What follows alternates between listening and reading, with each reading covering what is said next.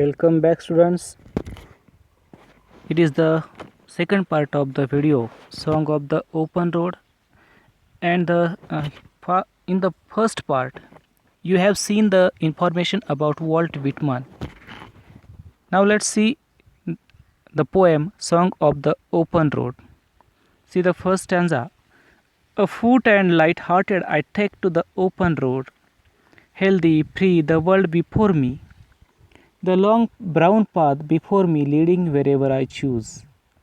In the first stanza, in the first line, you can see afoot and light-hearted I take to the open road. The speaker says, I take the open road afoot and light-hearted. It is a kind of figure of speech, and the figure of speech is inversion. The prose order of the sentence has been changed. Subject I should be at first of the sentence, and then the verb and the remaining part of the sentence. Okay, see there. Afoot and light-hearted I take to the open road. Speaker saying here, I am walking on the road. You can see there the image. Healthy, free, the world before me. From this stanza, the reader is able to gather several important points. First, the speaker is setting out on the open road on foot. Secondly, he is light-hearted and open to all he is about to experience. Additionally, the speaker recognizes that it is he who is in control of his journey. He will choose where the path will take him on his journey. Okay, let's see again. This stanza, the reader is able to glean means gather several important points. कवी आपल्याला या पहिल्या स्टँझामध्ये काही महत्त्वाचे मुद्दे आहेत तो व्यक्त करताना दिसतो आहे. First, the speaker is setting out on the open road on foot. तो मोकळ्या ओसाडाच्या रस्त्यावरती एकटा पायी चालत निघालेला आहे. Secondly, he is light hearted and open to all he is about to experience. तो स्वतःला मजबूत हेल्दी आहे असं सांगतोय आणि कुठल्याही प्रकारचे संकट किंवा कुठल्याही प्रकारचा अनुभव घ्यायला तो तयार आहे. He is light hearted and open to all he is about to experience. Additionally, the speaker recognizes that it is he who is in control of his journey. पुढं तो असं सांगतोय की पूर्णपणे त्याच्या प्रवासावरती त्याचं नियंत्रण आहे. He said, I have the control. The long brown path before me leading wherever I choose. ज्या ठिकाणी हा ओसाडाचा रस्ता आहे तो ब्राऊन पाथ जो आहे तो ज्या ठिकाणी मला घेऊन जाईल त्या ठिकाणी मी जायला तयार आहे. And henceforth I asked not good fortune, I myself am good fortune. Henceforth I whimper no more, postpone no more, need nothing. Done with endure complaints, libraries, querulous criticism. See again, henceforth I ask not good fortune. आणि तो म्हणतोय, the speaker says that he does not have to pray for good luck. आपण पाहतो की अगदी परीक्षेला जाताना सुद्धा आपण प्रार्थना करतो की आपल्याला कोणीतरी बेस्ट विशेष द्यावेत. देवापाशी प्रार्थना करतो की मला पेपर सोपा जावा. म्हणजेच आपल्याकडे आपल्या कष्टावरती आपला विश्वास नाही आहे असा त्याचा अर्थ होऊ शकतो. आणि म्हणून कवी म्हणतोय की मी स्वतःच लक आहे किंवा गुड लक आहे आणि म्हणून मला प्रेयर करण्याची गरज नाही. मी कोणाकडे याचना करणार नाही की मला गुड लक द्या. So because he is the maker of his own luck. Henceforth I whimper no more, postpone no more, need nothing. Whimper means he will not sobbing, he will not stay on. Whimper means here is the image you can see.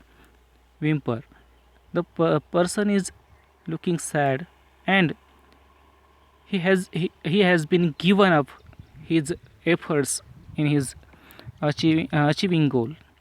So similarly the poet want to say here, I whimper no more and postpone no more.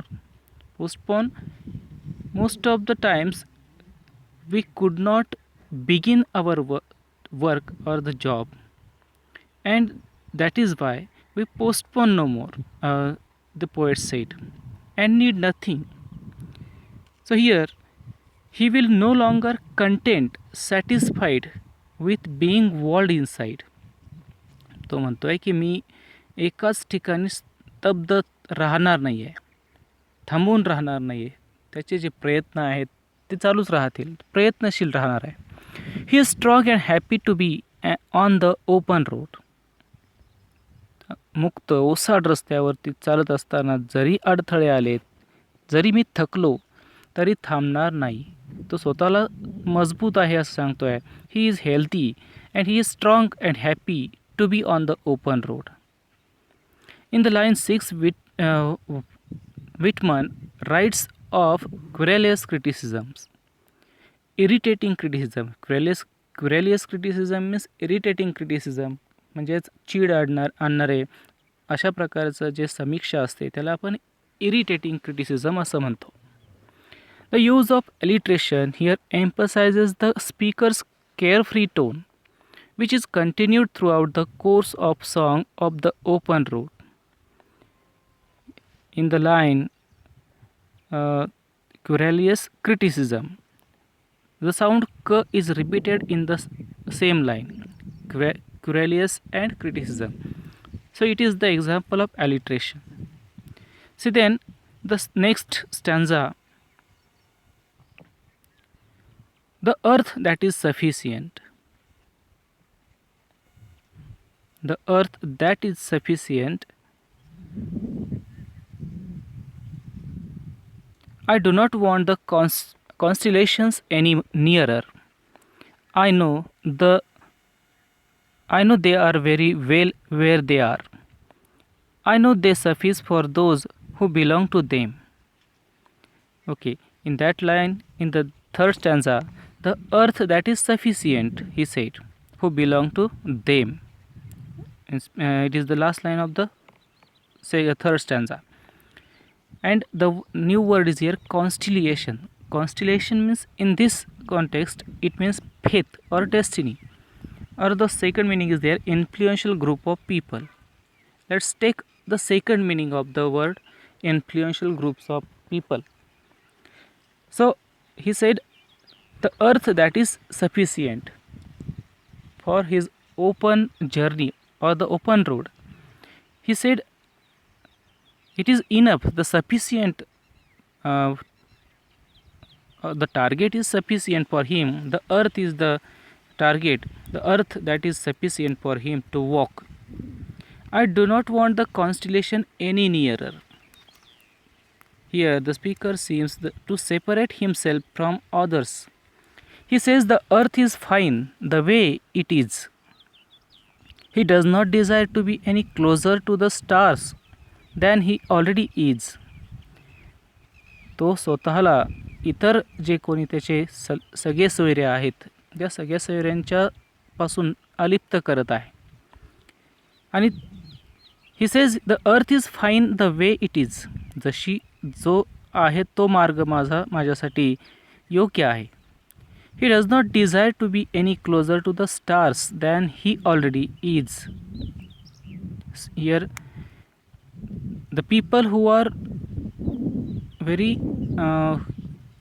native belong to him.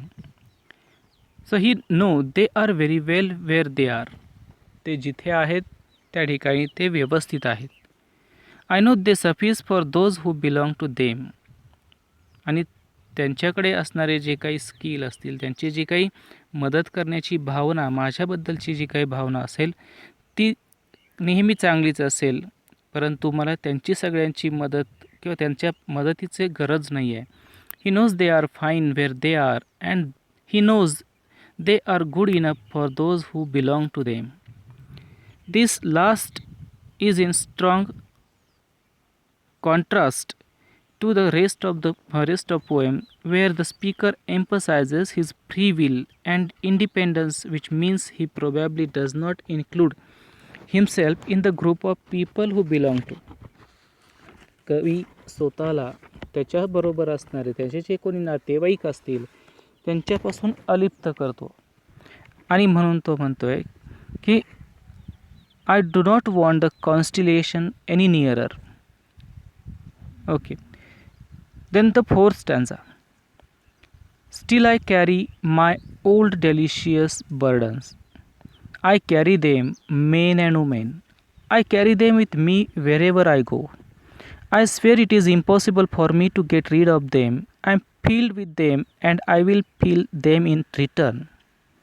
See again, you can see the last stanza is in parenthesis.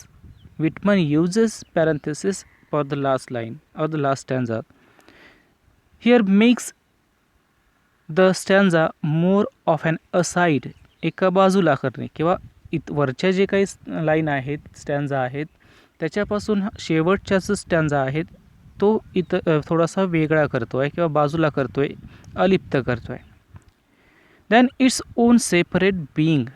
जसं की कवी स्वतःला इतरांच्यापासून अलिप्त करतो आहे तसं या ठिकाणी तो सांगतो आहे हा जो स्टॅन्झा आहे तोही अलिप्त असा आहे. It is almost an afterthought that the speaker decides to throw in, but it is still important to Song of the Open Road. Here the speaker admits that he is not without his own problems, but instead of all this he relishes means taste. He relishes them, he tastes them. His use of the word delicious is no accident. Through that word Whitman conveys the sense of relish. The speaker feels for his burden. In the second line of the final stanza, the speaker admits to all that he carries them with him wherever he goes. This thought is continued in the final two lines of the poem. The speaker declares that he cannot rid himself of them. Okay, here the word poet uses the word delicious deliberately. He said, still here I carry my old delicious burdens. Do you think burden is delicious? But he uses the word delicious burdens. It is also a kind of figure of speech. It is maybe a paradox. Okay, we will discuss over that again in the next part, but let's see. Still here I carry my old delicious burdens. I carry them men and women. I carry them with me wherever I go. मी माझ्याबरोबर माझं जे काही ओझं आहे ते घेऊन जायला तयार आहे. So he said the use of word delicious is no accident. Through that word Whitman conveys the sense of relish. Relish means taste. The speaker feels for his burden. In the second line of the final stanza, the speaker admits to all that he carries them with him wherever he goes. तो कबूल करतो आहे की मी जिथे जाईल ज्या ठिकाणी प्रवास करेल त्या प्रवासामध्ये या जीवन प्रवासामध्ये माझ्याबरोबर हे ओझं हे जे डेलिशियस बर्डन आहे ते माझ्याबरोबर मी घेऊन जाईल. I swear it is impossible for me to get rid of them.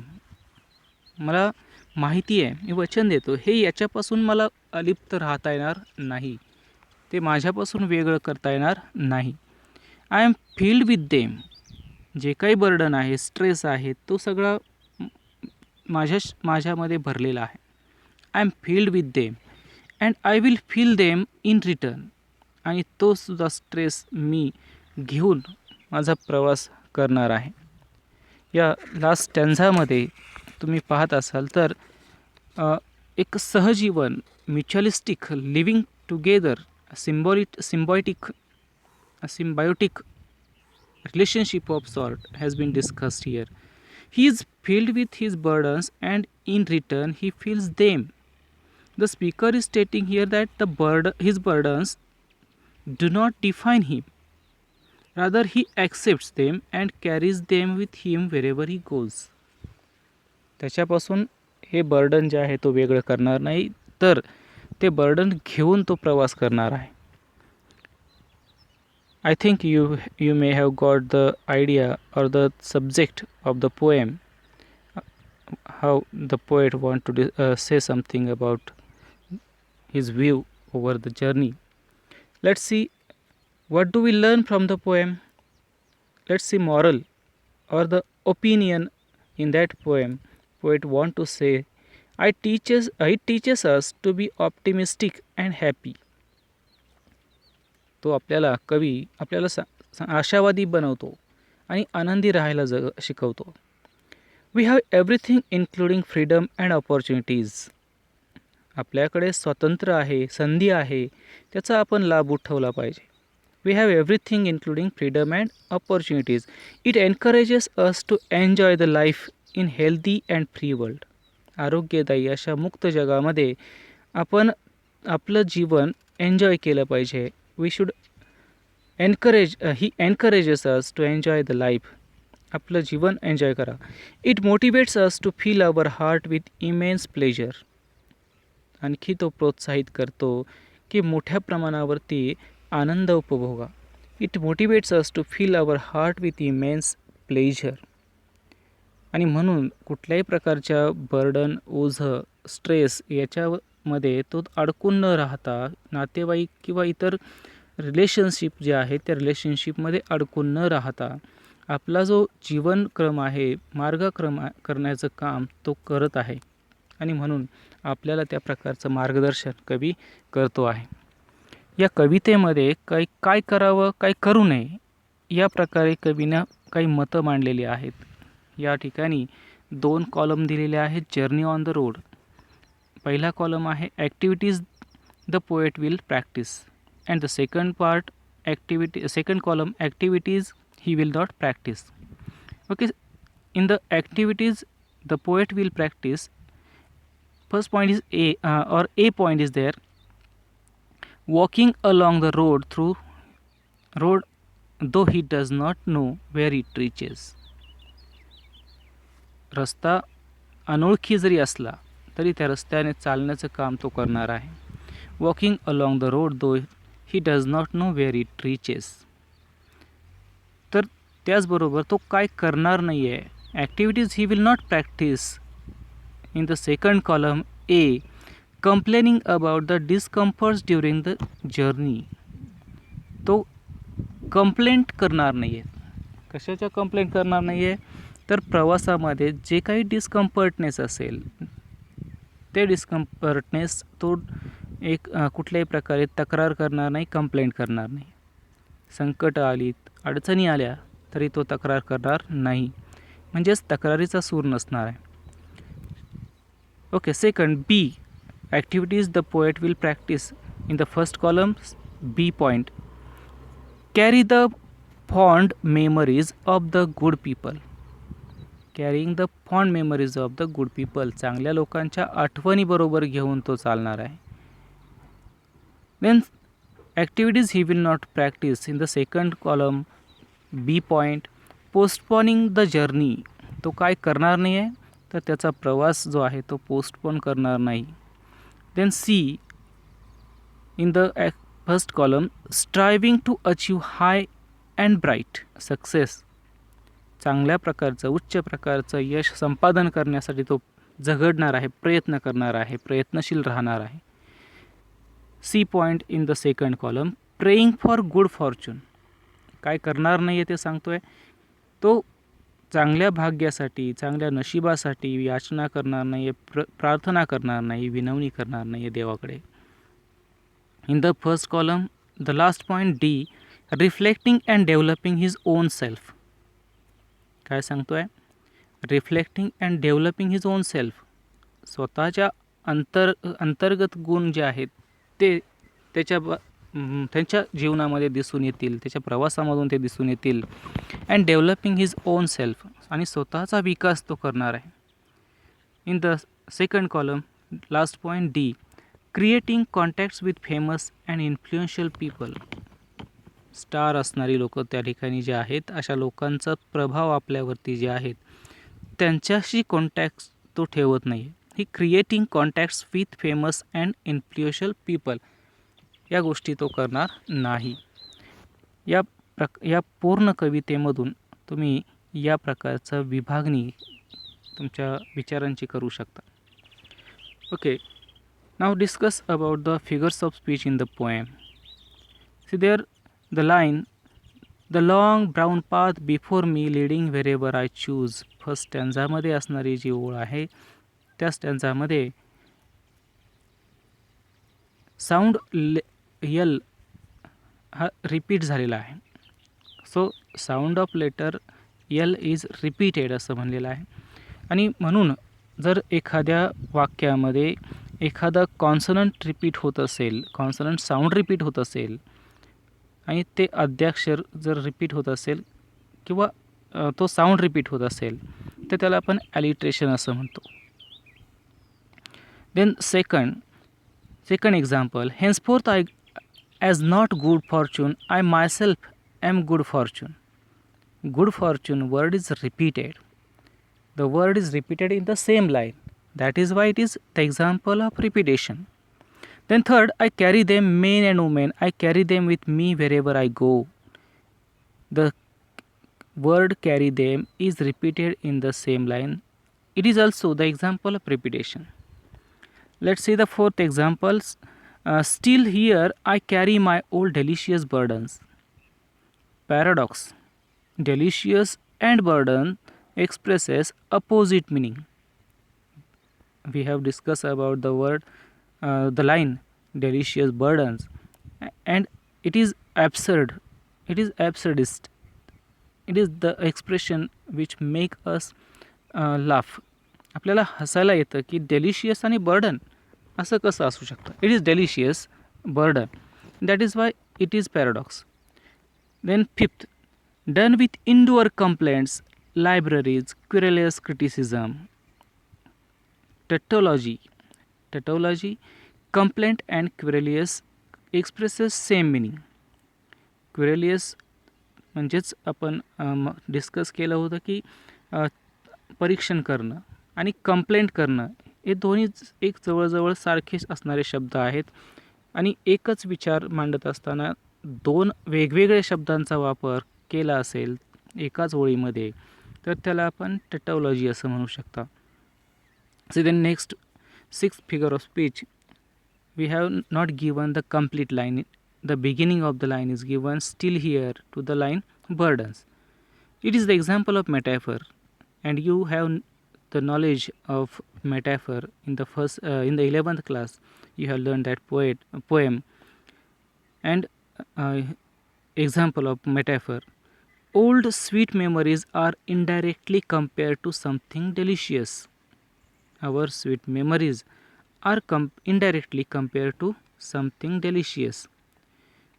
So there is two different things are compared to each other, and which there is no similarities between both, but one quality should be there, similar. That is why it is the example of metaphor. Then seventh, henceforth I need no more. Similarly, another example is there, henceforth I need no more. There is the sequence of incidents. Words are arranged in their ascending order of importance. So it is climax. Eighth example, querulous criticism. Querulous and criticism, both words begin with the sound k. So sound k is repeated and it is the example of alliteration. Then ninth example, strong and content I travel the open road. Inversion. The line should be begin with subject I. The words are not in correct prose order. The correct prose order is I travel the open road strong and content.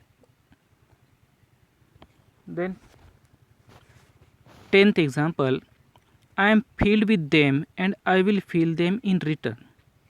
It is the example of repetition. The word fill is repeated in the line. Then the 11th example, or the beginning of the first line of the first stanza, which is the example of inversion. Here is also the word order has been changed. It should be I take to the open road afoot and light-hearted. So it is the example of inversion. This 12th example, done with indoor complaints, libraries, querulous criticism. It is also the example of climax. You can see there commas which are where words are put into the order, and that type of ascending order is called climax. Ideas are arranged in ascending order. Then 13th, song of the road. So man can sing the song, but it is not possible to road can sing the song. That type of description is the example of personification. It is non-living object road is shown singing. Then 14th example, song of the open road. It is also a metaphor. And the 15th example, I carry my old delicious burdens. It is the example of paradox. So burdens are described as delicious. It is absurd. A burden cannot be delicious. The poet has used this combination of words to express that he has many sweet memories of the people and places which he would like to remember forever. So here in that line, delicious burden is a kind of paradox. Thank you very much.